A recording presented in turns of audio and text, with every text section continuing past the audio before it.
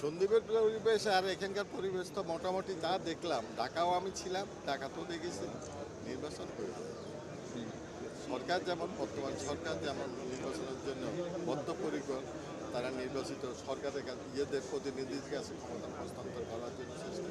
আমার দল এবং আমি বিশ্বাস করি জামাতও আমাদের মতো নির্বাচনটা করে ফেলতে চাইছি। আমাদের প্রতিপক্ষ হচ্ছে জামাত এবং বিএনপির প্রতিপক্ষ হচ্ছে জামাত।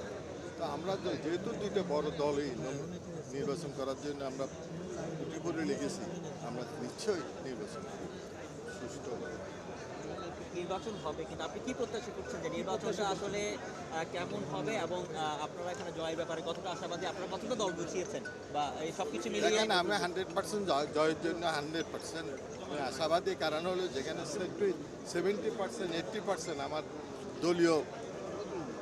দলের প্রতি সমর্থিত জনগণ, এখানে তো হবে। কারণ গত যেটা নির্বাচন হয়েছিল জামাত মাত্র তাদের ফিক্সড ভোট নিয়ে তারা 11,000 ভোট পেয়েছে।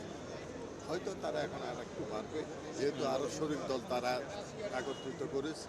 সেটা হয়তো 20,000 যাক, 30,000 তাতে আমার কিছু আসে যায় না।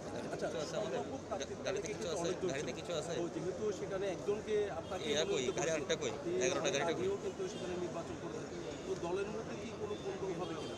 দলের মধ্যে কোনো কোন্দল হবে না ইনশাল্লাহ। আপনারা এখন তো বুঝতে পারছেন দলের পক্ষ থেকে কেউ নমিনেশন দেওয়ার জন্য আসে না। আমার বিশ্বাস আমরা অলরেডি তাদের সাথে যোগাযোগ করেছি, তারাও আমাদের সাথে যোগাযোগ করেছে। আমরা এক হয়ে নির্বাচন করার প্রতিশ্রুতি তারাও আমাদেরকে দিয়েছে, আমরাও তাদেরকে পকেটে নিয়ে তো নতুন এবং ফিরে আসা গ্রাহকদের জন্য নগদে চলছে ক্যাশব্যাক সহ প্রতিদিন হাজারো উপহার জেতার সুযোগ। হবে আশা আর ফেরা, সারপ্রাইজ সেরা।